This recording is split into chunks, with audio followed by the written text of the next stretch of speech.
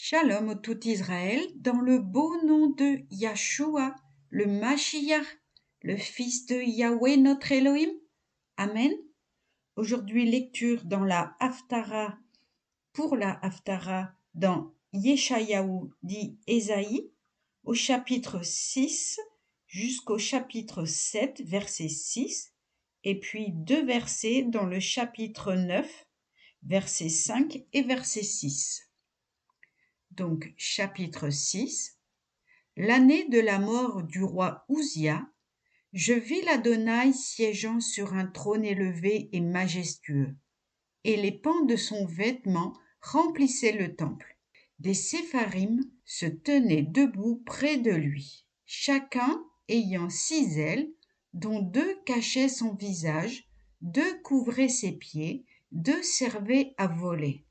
S'adressant l'un à l'autre, ils s'écriaient: Saint, Saint, Saint, Kadosh, Kadosh, Kadosh, et Yahweh Tsevaot, toute la terre est pleine de sa gloire.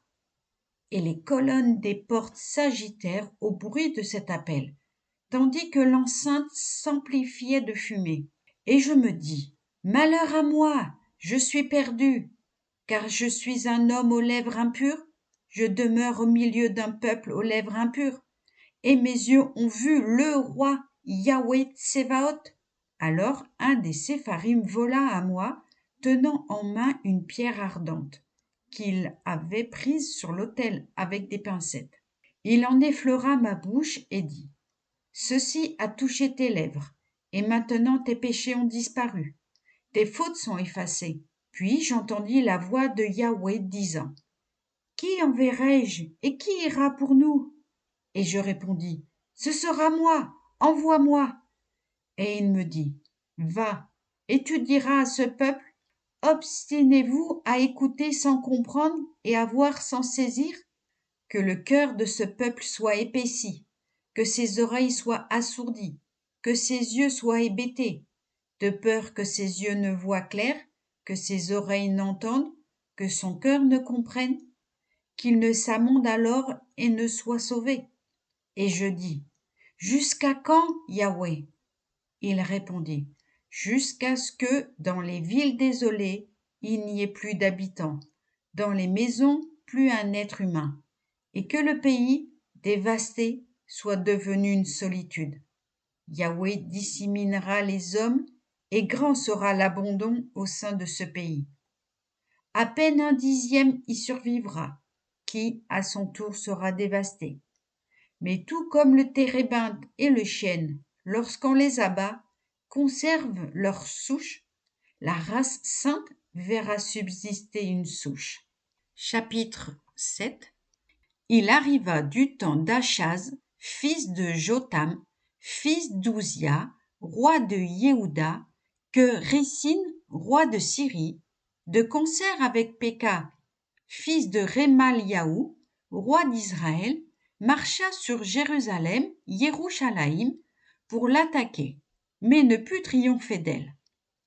Quand la maison de David apprit cette nouvelle, le Syrien est venu camper avec Éphraïm. Son cœur et le cœur de son peuple en frissonnèrent, comme les arbres d'une forêt frissonnent sous le vent. Yahweh dit alors à Isaïe, Yeshayahu: Rends-toi au devant d'Achaz, toi et Yashub, ton fils, vers l'extrémité du canal de la piscine supérieure, sur la chaussée qui conduit au champ du Foulon. Et tu lui diras: N'aie garde de perdre ton calme, sois sans crainte et ne laisse pas défaillir ton cœur devant ces 2 bouts de tison fumeux, devant la colère de Récine et d'Aram et du fils de Rémaliahu, puisque Aram a formé contre toi de mauvais desseins, ainsi qu'Éphraïm et le fils de Rémaliahu, et qu'ils ont dit: Marchons contre Yehuda, réduisons-le à l'extrémité. Forçons-le à se rendre à nous, puis nous lui imposerons comme roi le fils de Tabéal. Ainsi a parlé Yahweh Elohim, cela ne s'accomplira ni ne sera. Chapitre 9. C'est qu'un enfant nous est né, un fils nous est accordé.